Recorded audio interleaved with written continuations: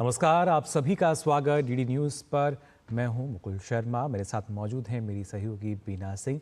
आप देख रहे हैं सांकेतिक भाषा का हमारा विशेष बुलेटिन। खबरों में आगे बढ़ें, लेकिन उससे पहले आइए नजर डालते हैं हेडलाइंस पर। संसद के दोनों सदनों में विपक्ष का आज फिर हंगामा। शोर शराबे के कारण संसद की कार्यवाही पूरे दिन के लिए स्थगित। संसदीय कार्य मंत्री किरेन रिजिजू ने हंगामे के लिए कांग्रेस को ठहराया जिम्मेदार। कहा, सहमति के बाद भी जानबूझकर सदन की कार्यवाही नहीं चलने दे रही है कांग्रेस।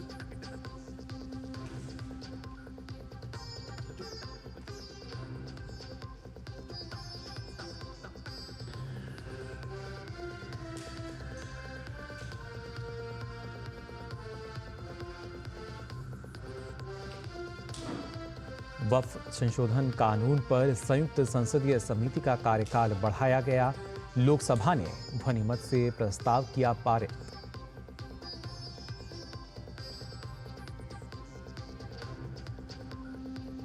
हेमंत सोरेन ने रांची के मोरहाबादी मैदान में झारखंड के मुख्यमंत्री पद की ली शपथ। राज्यपाल संतोष गंगवार ने दिलाई पद और गोपनीयता की शपथ।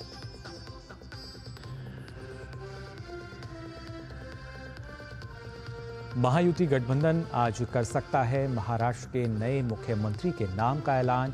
अजीत पवार, एकनाथ शिंदे और देवेंद्र फडणवीस से भाजपा का केंद्रीय नेतृत्व करेगा दिल्ली में विस्तृत चर्चा।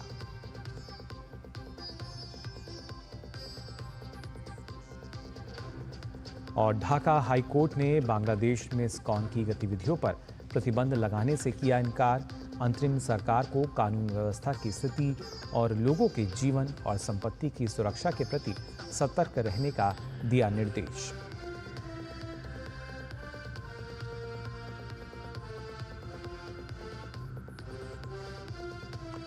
और इस वक्त एक बड़ी खबर आ रही है, आपको बता दें राजधानी दिल्ली से ये बड़ी खबर, जहां पे दिल्ली एनसीआर में ग्रेप फूड जो है वो जारी रहेगा। जी हाँ, आपको बता दें सुप्रीम कोर्ट ने ग्रेप फूड जारी रखने के निर्देश दिए हैं। इस वक्त की बड़ी खबर आपको बता रहे हैं, जहां पर एक बार फिर से सुप्रीम कोर्ट ने ग्रेप फूड को जारी रखने का निर्देश दिया है। दरअसल स्कूलों को हाइब्रिड मोड में चलाने की अनुमति भी जारी रहेगी। और इस खबर पर और जानकारी के लिए हमारे संवाददाता विकास सारथी हमारे साथ जुड़ चुके हैं। विकास, क्या ताज़ा जानकारी मिल पा रही है पूरे मामले में? जी मुकुल, आज कोर्ट ने जो कोर्ट कमिश्नर्स नियुक्त किए थे, 13 कमिश्नर्स, उनकी रिपोर्ट को देखने के बाद ये पाया कि ऐसा लगता है कि ट्रकों की एंट्री पर जो बैन लगाया था सुप्रीम कोर्ट ने, उस पर सख्ती से अमल नहीं हुआ है। ज्यादातर कोर्ट कमिश्नर्स ने पाया कि चेक पॉइंट्स जो हैं वहां पर पर्याप्त संख्या में ना तो सुरक्षा कर्मी, ना तो पुलिस कर्मी और ना ही अन्य स्टाफ उपलब्ध है। तो ये चेक पॉइंट्स पर कैसे निगरानी रखी जाए, ये एक बड़ा सवाल है।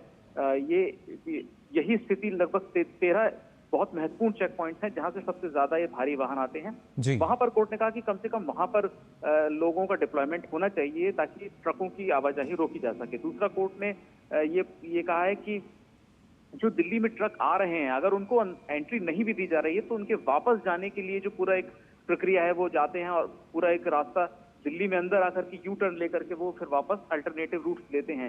इस व्यवस्था को बदलना होगा स्थायी तौर पर। अगर पाबंदी लगा दी गई है तो ये ट्रक आने ही नहीं चाहिए अंदर। तो ये इन सब पहलुओं पर आगे सुप्रीम कोर्ट सोमवार को सुनवाई करेगा और ये जो अभी ग्रैब फोर सिस्टम है ये अभी लागू रहेगा। हालांकि जो एक रियायत दी गई थी स्कूल्स को हाइब्रिड मोड में चलाने के लिए, उसमें सुप्रीम कोर्ट ने कोई बदलाव नहीं किया है, वो व्यवस्था भी आगे जारी रहेगी। दूसरी बात, यहाँ पर कुछ इस तरह की शिकायतें भी आई कि पंजाब में जो पराली जलाने का डेटा है उसमें किसी तरह की छेड़छाड़ करने की कोशिश की जाती है कि पराली ऐसे समय पर जलाई जाए जब उसको सैटेलाइट के जरिए, सैटेलाइट इमेजेस से ना पकड़ा जा सके। इस तरह की शिकायतें भी कोर्ट के सामने रखी गई। इन पर भी कोर्ट अगली सुनवाई में गौर करेगा। लेकिन कुल मिलाकर अभी कोर्ट को ये लगता है कि ये समय नहीं है कि अभी ग्रैब फोर की जो रिस्ट्रिक्शंस हैं उनको हटाया जाए। और दूसरी बात यहाँ पर ये भी कही गई है कि हर साल ये जो 1.5-2 महीने की मशक्कत होती है, स्कूल बंद करने पड़ते हैं, इसका स्थायी समाधान खोजना जरूरी है। इसीलिए दिल्ली और एनसीआर राज्य जो हैं वो अपनी तरफ से क्या अभी जो अभी तक सुप्रीम कोर्ट की सुनवाई हुई है, जो कोर्ट कमिश्नर्स की रिपोर्ट है, इन सब चीजों पर उनका क्या कहना है, ताकि एक स्थायी समाधान किया जा सके और हर साल इस तरह स्कूल बंद करने या ग्रैब सिस्टम लागू करने की नौबत ना आए। जी बिल्कुल, फिलहाल बहुत बहुत शुक्रिया विकास आपका। तो दिल्ली एनसीआर में ग्रेप 4 जो है वो जारी रहेगा और हालांकि जो स्कूल कॉलेज हैं हाइब्रिड मोड पर चल सकेंगे, लेकिन सुप्रीम कोर्ट ने साफ कर दिया है कि जिस तरीके से स्कूलों को बंद करना पड़ता है, इस तरह की नौबत ना आए, इस समाधान पर हमें कुछ आगे करना होगा। और आइए अब खबरों में आगे बढ़ते हैं। झारखंड मुक्ति मोर्चा के कार्यकारी अध्यक्ष हेमंत सोरेन ने आज झारखंड के मुख्यमंत्री के रूप में शपथ ली। राज्यपाल संतोष कुमार गंगवार ने उन्हें मुख्यमंत्री के रूप में पद और गोपनीयता की शपथ दिलाई। उन्होंने झारखंड के 14वें मुख्यमंत्री के रूप में शपथ ली। हेमंत सोरेन ने अकेले शपथ ली है। शपथ समारोह में इंडी गठबंधन के कई बड़े नेताओं ने हिस्सा लिया। आपको बता दें 81 सदस्यों वाली विधानसभा में इंडी गठबंधन के 56 सीट जो हैं वो शामिल हैं। तो वहीं दूसरी ओर भारतीय जनता पार्टी के नेतृत्व वाले एनडीए गठबंधन ने इन चुनावों में 24 सीटों पर जीत दर्ज की थी। हेमंत सोरेन ने चौथी बार मुख्यमंत्री पद की शपथ ली है। और वहीं ढाका उच्च न्यायालय ने गुरुवार को बांग्लादेश में इस्कॉन की गतिविधियों पर प्रतिबंध लगाने के लिए आदेश पारित करने से इनकार कर दिया है। कोर्ट की कार्रवाई शुरू होने के बाद अटॉर्नी जनरल के कार्यालय ने न्यायमूर्ति फराह महबूब और न्यायमूर्ति देबाशीष रॉय चौधरी की हाई कोर्ट पीठ के समक्ष अपना पक्ष रखा और बताया गया कि संबंधित प्राधिकारियों ने इस संबंध में आवश्यक कदम उठा लिए हैं। वहीं पीठ ने कहा है कि अंतरिम सरकार को कानून व्यवस्था की स्थिति तथा बांग्लादेश के लोगों के जीवन और संपत्ति की सुरक्षा के प्रति सतर्क रहना चाहिए। दरअसल हाईकोर्ट में बुधवार को दाखिल की गई याचिका में इस्कॉन के संचालन पर प्रतिबंध लगाने और चटगांव, रंगपुर और दिनाजपुर में धारा 144 लगाने के लिए आदेश जारी करने की मांग की गई थी। बांग्लादेश सनातन जागरण मंच के प्रवक्ता और इस्कॉन से जुड़े पुंडरिक धाम के प्रमुख चिन्मय कृष्णदास की गिरफ्तारी के बाद अब बांग्लादेश में इस्कॉन के शिवचर स्थित केंद्र को लोगों के एक समूह ने जबरन बंद करा दिया है। यही नहीं, इस्कॉन के श्रद्धालुओं को सेना के जवान अपने वाहन में भरकर ले गए। इस्कॉन कोलकाता के उपाध्यक्ष एवं प्रवक्ता राधारमण दास ने एक्स पर लिखा, बांग्लादेश में शिवचर स्थित इस्कॉन नमहट्टा केंद्र को मुस्लिमों ने जबरन बंद कर दिया है। सेना आई और इस्कॉन श्रद्धालुओं को एक वाहन में भरकर ले गई।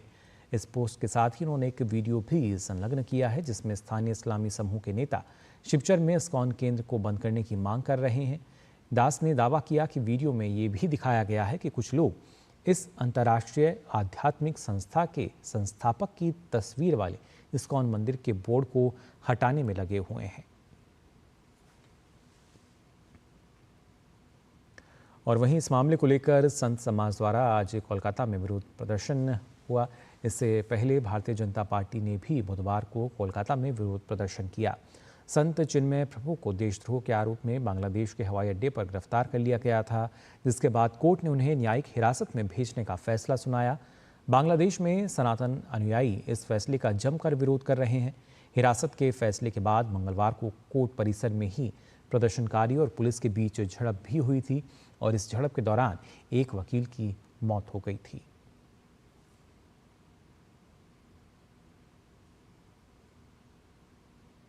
और वहीं अमेरिकी गायिका मैरी मिल्बेन ने बांग्लादेश में इस्कॉन के पुजारी चिन्मय कृष्णदास की गिरफ्तारी पर चिंता जताई है और वैश्विक नेताओं से चरमपंथियों द्वारा हिंदुओं और अल्पसंख्यकों पर हो रहे अत्याचारों को रोकने का आह्वान किया। अपने एक्स पोस्ट में सिंगर ने धार्मिक स्वतंत्रता और वैश्विक स्तर पर आस्था रखने वाले सभी लोगों की सुरक्षा को बनाए रखने की आवश्यकता पर बल दिया। मैरी मिल्बेन एक अमेरिकी सिंगर हैं, साथ ही साथ एक्ट्रेस और मीडिया पर्सनैलिटी भी हैं। त्रिपुरा के मुख्यमंत्री माणिक साहा ने बांग्लादेश में हिंदुओं पर हुए हमले और चिन्मय कृष्णदास की गिरफ्तारी पर दुख जताया है। मुख्यमंत्री माणिक साहा ने कहा कि बांग्लादेश में जिस तरह से हिंदुओं के खिलाफ हमले हो रहे हैं, ये दुख की बात है और इसे रोका जाना चाहिए। बांग्लादेश में क्या हाल है, वहाँ पर जिस तरह इस्कॉन जिसको हम लोग मानते हैं, हमारा माने इस्कॉन का जो डिसाइपल है, ये लोग कितना मानते हैं इनको, और इनको कोई लेना देना नहीं है राजनीति से। जो जिस तरह इनके ऊपर आक्रमण हो रहा है, मेरे ख्याल से ये दुख की बात है और बांग्लादेश में ये होना नहीं चाहिए। खास करके वहाँ माइनॉरिटी में हिंदू जो जिनके ऊपर काफ़ी ये लोग आक्रमण कर रहा है, उनसे दूर रहे। मैं इनको अभी भी समय है। इंडिया बिना बांग्लादेश का डेवलपमेंट कभी भी संभव नहीं होगा। उनका देखिए जो जीडीपी रेट जब इंडिया के साथ अच्छा रहा, कितना अच्छा हो गया, अब कहाँ पहुँच गया। विधानसभा चुनाव में महायुति को बड़ा बहुमत मिला, वहीं महाविकास आघाड़ी को बड़ा झटका लगा है। चुनाव में महायुति को पूर्ण बहुमत मिला है और सरकार बनाने को लेकर महागठबंधन के नेताओं के बीच हलचलें भी जारी हैं। हालांकि दूसरी ओर चुनाव में निराशाजनक परिणाम के बाद अब महाविकास आघाड़ी में पार्टियों द्वारा मंथन बैठकें की जा रही हैं। इसी कड़ी में शिवसेना ठाकरे गुट के हारे हुए उम्मीदवारों के साथ साथ जीते हुए विधायकों और पदाधिकारियों के बीच बैठक हुई। मीडिया रिपोर्ट्स की माने तो बैठक में कुछ पदाधिकारियों ने महानगर पालिका के चुनाव में स्वतंत्र रूप में से चुनाव लड़ने की बात कही है। हालांकि शिवसेना नेता संजय राउत ने कहा कि विपक्षी महाविकास आघाड़ी में कोई दरार नहीं है। उन्होंने अफवाहों को निराधार बताया और पुष्टि की कि उद्धव सेना एमवीए नहीं छोड़ रही। राउत ने कहा कि विधानसभा चुनाव नतीजों के बाद अगर कोई यह कहता है तो यह उनकी निजी राय हो सकती है। जब हमने आम चुनाव जीता तो किसी ने नहीं कहा उद्धव सेना को गठबंधन से अलग हो जाना चाहिए।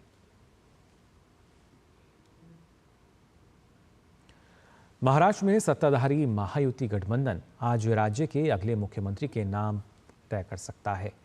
इसके लिए महायुति के तीनों दलों के नेताओं की दिल्ली में बैठक होगी। राष्ट्रवादी कांग्रेस पार्टी प्रमुख अजीत पवार, शिवसेना प्रमुख एकनाथ शिंदे और भाजपा नेता देवेंद्र फडणवीस आज दिल्ली में केंद्रीय नेतृत्व के साथ सरकार गठन को लेकर विस्तृत चर्चा करेंगे।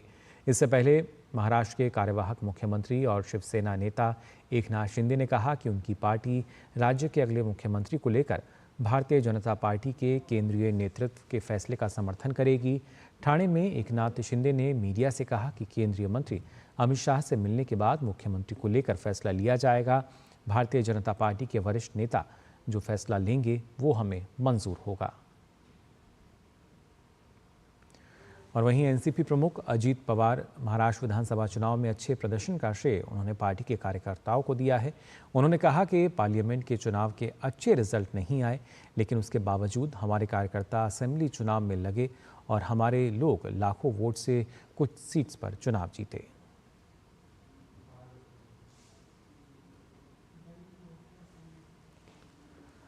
आयुष्मान भारत योजना को दिल्ली में लागू करने की मांग वाली याचिका पर दिल्ली हाई कोर्ट ने दिल्ली की आप सरकार को नोटिस जारी किया है। दिल्ली के 7 भाजपा सांसदों ने याचिका दायर कर मांग की है कि वो दिल्ली सरकार को निर्देश दें कि वो आयुष्मान भारत प्रधानमंत्री जन आरोग्य योजना दिल्ली में लागू की जाए, जिससे देश के दूसरे हिस्सों में रहने वाले लोगों की तर्ज पर ही दिल्ली वासियों को भी इस योजना का लाभ मिल सके।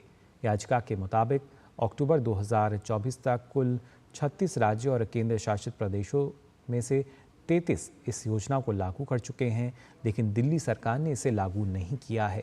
अब मामले में अगली सुनवाई 11 दिसंबर को होगी।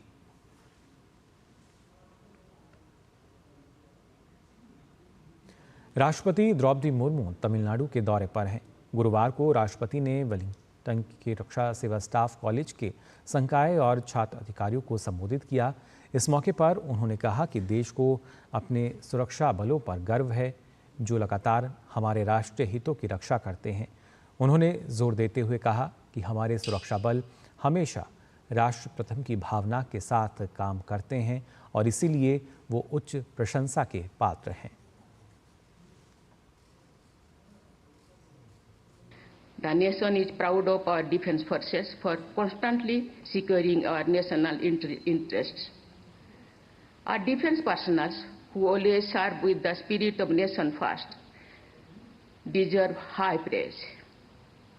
I acknowledge the contribution of their families in demonstrating immense courage with sending their loved ones out on national duty and also expressing feelings of pride about what they do for the country.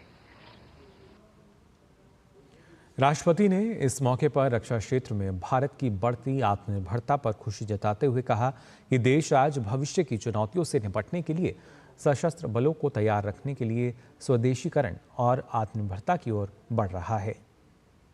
Dear officers, India is rising and the world is acknowledging our growth in various sectors, including defense. India is moving towards indigenization and self-reliance to keep the armed forces ready to meet the future challenges. Our country is being developed as a major defense manufacturing hub and is moving towards becoming a reliable defense partner and big defense exporter. संसद में कामकाज के लिहाज से शीतकालीन सत्र का आज तीसरा दिन रहा। लोकसभा में आज के दिन की शुरुआत भी विपक्ष के हंगामे के साथ हुई। लोकसभा की कार्यवाही शुरू होते ही हंगामे की वजह से 12 बजे तक के लिए स्थगित कर दी गई। 12 बजे कार्यवाही शुरू होते ही हंगामा जारी रहा, जिसके बाद फिर से सदन को कल तक के लिए स्थगित करना पड़ा। हंगामे के बीच ही वक्फ बोर्ड संशोधन पर बनी जेपीसी के समय को बढ़ाने को लेकर जेपीसी अध्यक्ष जगदंबिका पाल की तरफ से प्रस्ताव रखा गया, जिसके बाद समिति का कार्यकाल बजट सत्र की आखिरी तारीख तक बढ़ाए जाने के प्रस्ताव को सदन ने अनुमोदित किया। लोकसभा ने ध्वनि मत से प्रस्ताव पारित किया।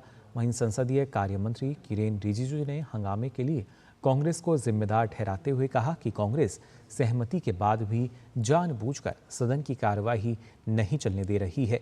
इससे पहले लोकसभा अध्यक्ष ने भी विपक्षी सांसदों को शांत रहने की अपील की और कहा कि वे सदन चलने दें, लेकिन विपक्षी सांसद नहीं माने। विपक्ष सदन में गौतम अडानी पर लगे आरोपों, यूपी के संभल में बवाल, मणिपुर हिंसा, बेरोजगारी और महंगाई समेत कई मुद्दों पर चर्चा की मांग करते हुए हंगामा कर रहा है। वहीं राज्यसभा में भी विपक्ष अडानी मामले पर चर्चा के लिए अड़े हुए हैं, जिसके बाद राज्यसभा की कार्यवाही पहले 12 बजे तक के लिए फिर कल तक के लिए स्थगित कर दी गई। सभापति ने हंगामे पर विपक्षी सांसदों पर सख्त टिप्पणी की। उन्होंने कहा कि सकारात्मक चर्चा के लिए तैयार रहने के बावजूद विपक्ष मनमाने तरीके से चर्चा चाहता है, जो नियमों के विरुद्ध है। सभापति ने कहा कि सदन की कार्यवाही को हम एक तरफा नहीं चला सकते। संसदीय कार्य मंत्री किरेन रिजिजू ने हंगामे के लिए कांग्रेस को जिम्मेदार ठहराया। किरेन रिजिजू ने कहा कि कांग्रेस सहमति के बाद भी सदन की कार्यवाही नहीं चलने दे रही। राज्यसभा में विपक्ष अडानी मामले पर चर्चा के लिए अड़ा रहा है। सारे सदस्य, कई नए मेंबर्स ऑफ पार्लियामेंट है, पुराने हैं, सबने कहा कि अपना बात रखना चाहिए सदन में, अपना कॉन्स्टिट्यूएंसी के बात को यहाँ चर्चा करना चाहिए। लेकिन कांग्रेस पार्टी और साथियों ने इस तरह से हंगामा करके बाकी मेंबर्स का जो अधिकार को हनन किया है, मैं खंडन करता हूँ। दूसरे बात, वक्फ अमेंडमेंट बिल को लेकर के ज्वाइंट पार्लियामेंट्री कमेटी बनाया। विपक्ष की ओर से सारे मेंबर ने रिक्वेस्ट किया कि जो भी ज्वाइंट पार्लियामेंट्री कमेटी ने हियरिंग किया है उसको और समय चाहिए, बहुत इंपॉर्टेंट मुद्दा है, हम उसको भी एग्री किया। आज टाइम एक्सटेंशन के लिए वक्फ अमेंडमेंट बिल का जेपीसी का टाइम एक्सटेंशन के लिए प्रस्ताव मूव किया, तो भी खुद कांग्रेस पार्टी ये हंगामा कर रहे हैं। गलत बात है सर, मैं इसका भी निंदा करता हूँ। विपक्षी दलों द्वारा संसद में गतिरोध पर भाजपा के वरिष्ठ नेता और पूर्व केंद्रीय मंत्री रविशंकर प्रसाद ने तीखी प्रतिक्रिया दी है। उन्होंने कहा कि विपक्षी दल केवल संसद का समय बर्बाद करना चाहते हैं। इसी मुद्दे पर रविशंकर प्रसाद से बात की हमारे संवाददाता राजेश राज ने। संसद के शीतकालीन सत्र में अब तक कोई ठोस विधायी कार्य नहीं हो पाया है। हम बातचीत करेंगे भारतीय जनता पार्टी के वरिष्ठ नेता और पूर्व केंद्रीय मंत्री रविशंकर प्रसाद से। रविशंकर जी, कैसे देखते हैं सदन की कार्यवाही नहीं चल पा रही है? ये बहुत पीड़ादायक है। प्रधानमंत्री ने ओपन अपील की, आइए बहस करिए, हर मुद्दे पर चर्चा करें। पार्लियामेंट्री अफेयर्स मंत्री ने की, इतनी बड़ी हार हो गई फिर भी चर्चा से भागते हैं। महाराष्ट्र में साफ हो गए फिर भी चर्चा से भागते हैं। तो आप चाहते क्या है? जनता आपको रिजेक्ट करती है, यहाँ आप हाउस चलने देते नहीं है, जबरदस्ती करके हाउस नहीं चलाना, ये ठीक नहीं है। आज तो राहुल जी की बहन प्रियंका जी ने शपथ ली थी, उसी के कारण हाउस को चलने देते, तो ये बहुत दुर्भाग्यपूर्ण है। लगता नहीं है कि ये डेमोक्रेसी में खतरनाक प्रवृत्ति डेवलप कर रही है कि कुछ भी न करो, सदन को चलने ना दो? बहुत ही खतरनाक प्रवृत्ति है। जनता हमें चुन के भेजती है ना। लोकसभा देश की सबसे बड़ी पंचायत संसद है ना। जनता देखती है ना क्या हो रहा है। और ये हो हा, ये मैं बिल्कुल दुर्भाग्यपूर्ण है, पीड़ादायक है, और क्षमा करेंगे राहुल गांधी की अगुवाई में और बढ़ गया है। चलिए, बहुत शुक्रिया। राहुल गांधी की अगुवाई में शोर शराबा लोकसभा में और भी बढ़ गया है, ये कहना है रविशंकर प्रसाद का, जो भारतीय जनता पार्टी के वरिष्ठ नेता हैं। कैमरामैन प्रमोद नेगी के साथ संसद भवन से मैं राजेश राज, डीडी न्यूज के लिए। राष्ट्रीय लोक मोर्चा के राष्ट्रीय उपाध्यक्ष उपेंद्र कुशवाहा ने लोकसभा में विपक्षी दलों संसद में हंगामे की उन्होंने कड़ी निंदा की है। उन्होंने कहा कि प्रश्नकाल एक महत्वपूर्ण समय होता है जिसमें जनता से जुड़े मुद्दे सदन में उठाए जाते हैं।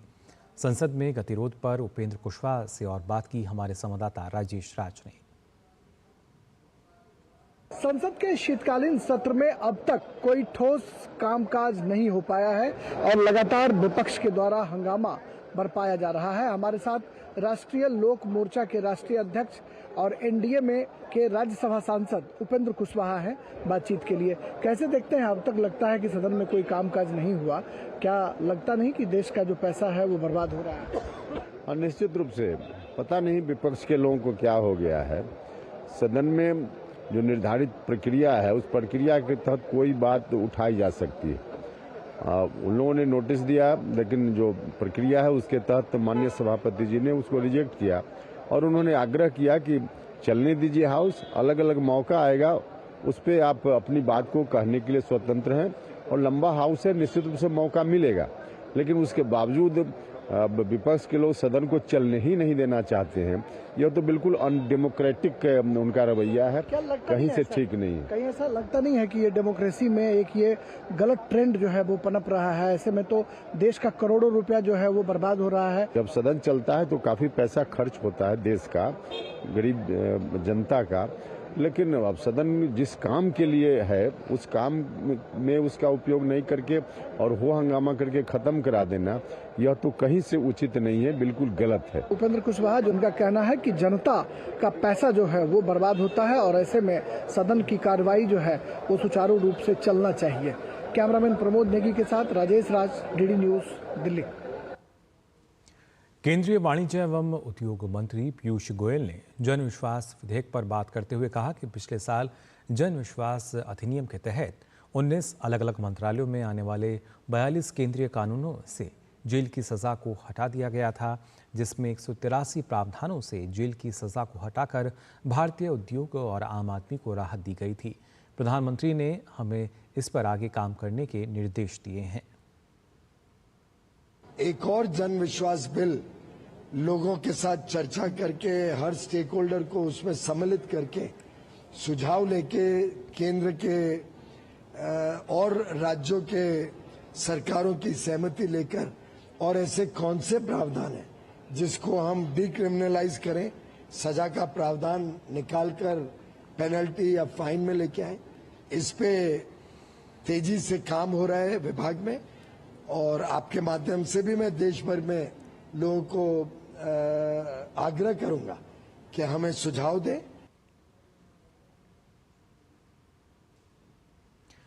आईआईटी कानपुर का startup incubation and innovation centre Bharat सरकार के विज्ञान एवं प्रौद्योगिकी विभाग और उद्योग संवर्धन और आंतरिक व्यापार विभाग के सहयोग से आसियान भारत स्टार्टअप फेस्टिवल 2024 का आयोजन कर रहा है। आज नई दिल्ली में 3 दिनों तक चलने वाले इस स्टार्टअप फेस्टिवल की शुरुआत हुई।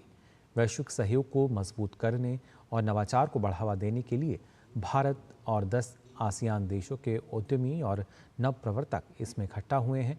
भारत आसियान स्टार्टअप फेस्टिवल में भारत के 60 और आसियान देशों के 40 स्टार्टअप शामिल हुए हैं। इन नवाचारों का उद्देश्य नवीनतम प्रौद्योगिकी के माध्यम से क्षेत्रीय चुनौतियों का समाधान निकालना और सामाजिक आर्थिक विकास को गति देना है। कुछ स्टार्टअप यहाँ पे और कुछ वहाँ पे एक ही यदि काम कर रही हैं तो आपस में वो कोलैबोरेशन कर सकते हैं, मिलके काम कर सकते हैं और अच्छा कर पाएंगे। दूसरा, वहाँ की स्टार्टअप्स को भारत में अगर उनका जो भी बना रहे हैं उसकी भारत में मार्केट है तो इस चैनल के द्वारा उनको ये मार्केट के एक्सेस मिल जाएगी। इसी तरह भारत के स्टार्टअप्स को उनके मार्केट की एक्सेस मिल जाएगी। तीसरा, जो वेंचर कैपिटलिस्ट हैं, जो स्टार्टअप्स को फंड करते हैं, वो भी भारत में भी हैं और आसियान में भी हैं। तो हमारे स्टार्टअप्स को उनके वेंचर कैपिटलिस्ट से संबंध बन जाएंगे, उनके स्टार्टअप्स को हमारे यहाँ के वेंचर कैपिटलिस्ट से संबंध बन जाएंगे, तो इससे दोनों का फायदा है। मलेशिया में होने वाले 10वें एशिया पैसिफिक खेलों में हिस्सा लेने के लिए भारतीय प्रतिनिधि दल शुक्रवार को रवाना होने जा रहा है। प्रतियोगिता में हिस्सा लेने से पहले आज दिल्ली में all India sports council of deaf ने साई के साथ मिलकर एक समारोह का आयोजन किया गया। पैसिफिक खेलों में हिस्सा लेने वाले खिलाड़ियों ने अपना सर्वश्रेष्ठ प्रदर्शन करने की बात कही। इन खेलों में भारत 69 सदस्यीय दल हिस्सा ले रहा है। खेलों का आयोजन 1 से 8 दिसंबर तक मलेशिया की राजधानी कुआलालंपुर में किया जाएगा। तो फिलहाल के लिए सांकेतिक भाषा के इस विशेष बुलेटिन में बस इतना ही। मुझे और मेरी सहयोगी को दीजिए अनुमति। नमस्कार।